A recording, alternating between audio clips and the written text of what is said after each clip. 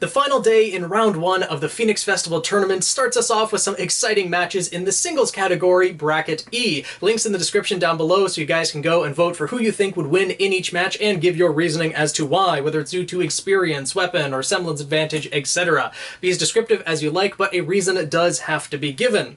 Now our first match of the day is a difficult one to call. It is Taurus versus Ozpin in the mountain and savanna biomes. Now, I don't really think the biomes themselves would play much of a factor in this fight, but if we saw this fight on screen, it would be pretty intense. Adam's very quick on the draw when it comes to attacking, and he can deal some ferocious blows with his Wilt and Blush, plus he's the only one of the two that actually has ranged capabilities, his Blush being a rifle on top of that, so he would definitely have some distance advantage when it came to Ozpin, though Ozpin himself is a very quick fighter. We saw in Volume 3 when he fought against Cinder, he was able to hold his own against a Maiden while having lesser magic. Now, we don't know how much of Ozpin's fighting style in Volume 3 was actually magic, how much of it was his sheer skill. We're going to assume there was some magic there, but Ozpin, from what we've seen, is still very quick when it comes to dealing attacks against opponents and can deal a lot of damage, plus has thousands of years of experience to draw upon, so he's definitely way more experienced than Adam in battle. But Adam is very skilled nonetheless. And his semblance of Moonslice, he wouldn't really be able to charge it up that much in battle because Ozpin doesn't have any ranged attacks. So Adam would have a hard time absorbing the impacts. He would be able to absorb the impacts of Ozpin's blows if he is able to block them with his Wilt, but likely he would end up trying to deal small bursts of damage back to Ozpin with his Moonslice rather than saving it up for one big hit, as Ozpin would be relentless in attacking him. So this match would be very difficult to call. I would probably give it to Ozpin based on the thousands of years of experience that he has, and they would have very similar fighting styles. If Adam could keep it more at a distance, I think he would have more of an advantage, but neither of the biomes really lend to that, and Ozpin would be able to catch up to Adam pretty quickly. So let me know what you guys think down below with the voting and in the comments, but this one's going to be a close match.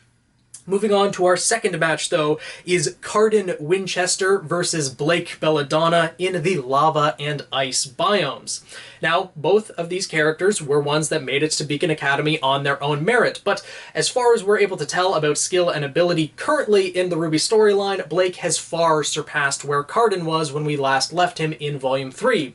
And because of that, Blake is just far superior of a fighter. Even in Volume 3 itself, Blake had a little bit more versatility. Cardin fighting with the Executioner, which is his weapon's name, the mace that has fire dust in it, and can deal some pretty heavy blows, slams it into the ground, causes explosion damage, etc. So it would be a good weapon, but against Blake, which is a speedy fighter, and using her Gamble Shroud to be able to swing around the biomes, being in the lava and ice biome, there is going to be at least a couple of pillars of ice that she could use her Gamble Shroud on, like she did in the Vital Festival tournament against Reese Chloris, etc. Plus, she has her semblance of Shadow, being able to create the afterimage clones, and Cardin doesn't have his semblance, so Blake just outclasses him in this match and will most likely end up winning.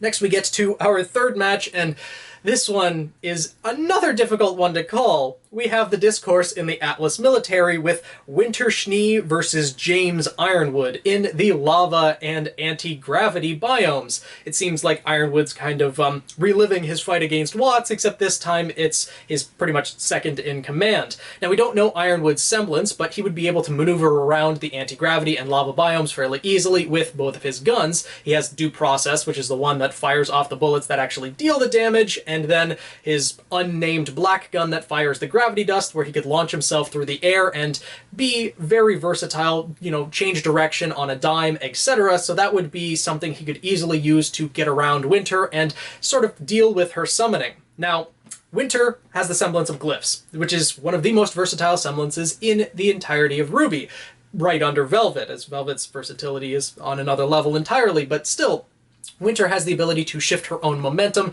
you know, use the time dilation to accelerate her own momentum. If she adds dust to the glyphs, she can manipulate those, accelerate ice dust, fire dust, add gravity to manipulate momentum in other ways, as well as her summoning, which she can use the Baby Nevermore Swarm, which Ironwood could get out of using the gravity dust rounds, creating a gravity shockwave, possibly disrupting that. Winter also has the Beowulfs, multiple Beowulfs, but also her Alpha Beowulf that she likes to summon, and her Manticore. Now, whatever whatever summon she tries to use, Ironwood would be able to take it out without much difficulty. I think the Baby Nevermore Swarm would be the most difficult one for him to deal with, as many small opponents seems less of Ironwood's style of dealing with it. We saw how well he can handle himself against an Alpha Beowulf in Volume 3. He can take it out very easily, and when it comes to the Manticore, he'd be able to fight in the air thanks to his Gravity Dust rounds, so he would be able to fight against that as well. And it wouldn't be very advisable for Winter to use the Manticore in this fight, because we saw after the Manticore was taken out in Volume 7, she just ended up falling. So with her needing to focus to make her summons, that would be a bad situation for her to be in. So she likely wouldn't do that. Ironwood would have the superiority in the air, but Winter is also a very skilled fighter, close combat on top of that. So it would be very difficult to call. Ironwood has the advantage when it comes to long-range capabilities, unless Winter is using her Baby Nevermore Swarm. If she can spam that and use that multiple times, then she could definitely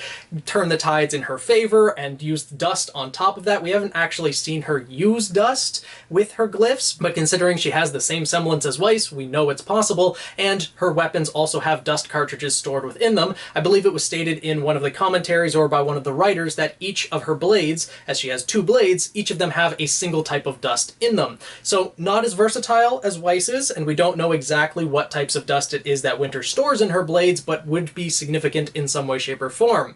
Overall, I would probably say that Winter has this due to her versatility, but I could easily see Ironwood taking this as well. So I'll leave it all up to you down in the voting below, and in the comments as well. Let me know what your guys' pick was.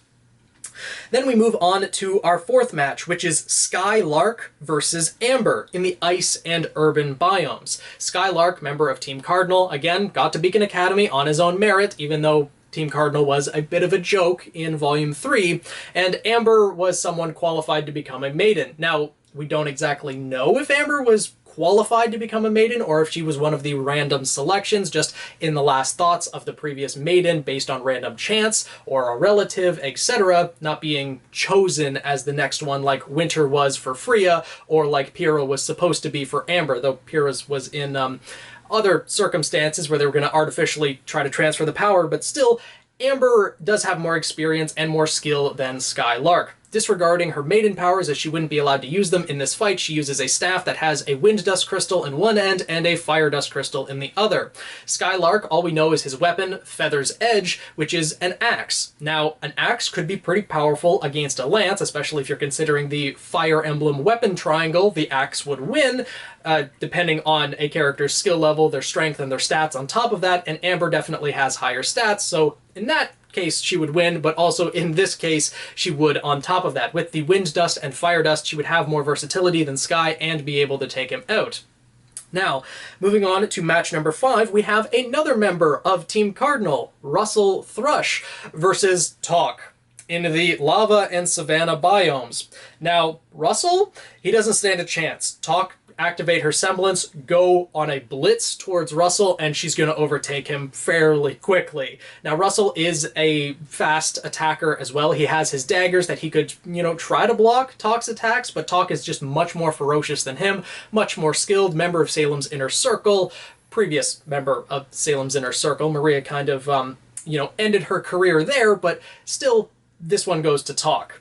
Next, we get to our 6th match, and this one is probably the closest out of all of them. It's Mercury Black versus Emerald Sustrai in the Anti-Gravity and Urban biomes. Now, Mercury, on a base level of skill, is more skilled than Emerald. He was trained as an assassin from a young age, but Emerald makes up for that with her semblance. Mercury, we don't know what his semblance is. He currently doesn't have it. I still think that there's something else going on there, and it'll be revealed later on that there's some mental blocks, or his father lied to him in some way, or something else is going on there, because I hope we find out what Mercury's semblance is and he can use it at some point. But back to the original topic at hand, Emerald can use her semblance of hallucinations to mess with Mercury's mind, make his attacks miss, and make him lose focus in battle. She also has her Thieves' Respite, which are her twin pistols that can transform into sickles, giving her a decent close combat and ranged capabilities, though Mercury definitely beats her in ranged capabilities when it comes to his weapon of Teleria and the wind dust that he has in those bullets,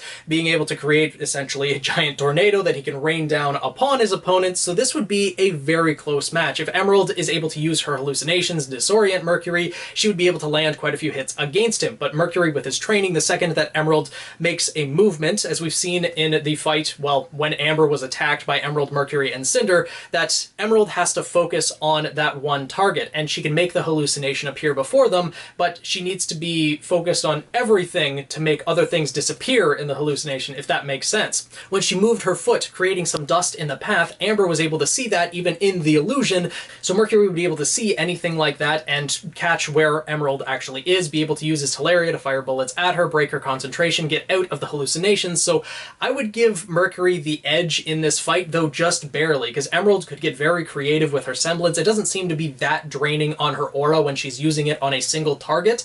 So this could be either way, but I would give the edge to Mercury overall. Moving on to our 7th match, though, we have Flint Coal versus Dew Gale in the ice and lava biomes. Now, I don't think the biomes themselves would really lend to either combatant, but this would be a fairly even fight. With Flint, he does have his semblance of Killer Quartet. He can create 3 physical clones of himself that lag a bit behind in movement, but they can amplify his trumpet blasts when they add their own to it. So he can be quite devastating when it comes to being able to attack with his trumpet, though the trumpet itself isn't really the greatest weapon to be fighting with. Dew, on the other hand, fights with a staff that has a wind dust crystal in the tip, and we saw in the Vital Festival tournament in Volume 3 that she could create cyclones and tornadoes with it. And we also saw in Volume 3 that Flint, his trumpet blast, was cancelled out by Weiss using wind dust in her Myrtinaster. So I think Dew would be able to cancel out Flint's trumpet, though if Flint used his Killer Quartet and boosted it, that would probably overpower Dew. But still, this would be fairly even. I would give it to Flint overall because he has his semblance and would be able to boost his attacks, but Dew is very skilled as well, so with the dust capabilities that it has, I think Flint's trumpet also has dust capabilities, so I would give this to Flint, but it wouldn't be that easy of a win for him. Moving on to our final match of the singles category, though, we have Mei Zedong versus Arcelon Altan in the forest and mountain biomes. Now, with Mei, she is a sniper, a long-range fighter, and Arcelon is very much a close-range fighter. With Mei needing to get into the proper, shall we say, position to actually fire and snipe her opponents, Arcelon would be able to get close distance to her very quickly, and the fight wouldn't last very long, I don't think. Unfortunately, Mei is in a really bad matchup here. Her sniper rifle is also an axe on top of that, but that's not really the quickest weapon. Arcelon fighting mostly hand-to-hand, using her weapon as more of an assist to trip up opponents, etc. She would just have a severe advantage in this fight, and unfortunately, Mei would be going down. At least in my opinion. Again, voting is up to you guys down below. Hopefully you guys are enjoying these fights so far. Round 1 for the singles bracket is now finished. All of the matches are covered. Voting will be live until around 5 p.m. Eastern Standard Time tomorrow, so you still have over 24 hours to go and vote for who you think would win and give the reasons as to why. So hopefully you guys are looking forward to seeing the results this weekend. I am as well. If you want to keep up with the Phoenix Festival Tournament, make sure to subscribe. Tweet me at PhoenixKnight7. Join our Discord server, link in the description down below, and I'll see you guys in the next video.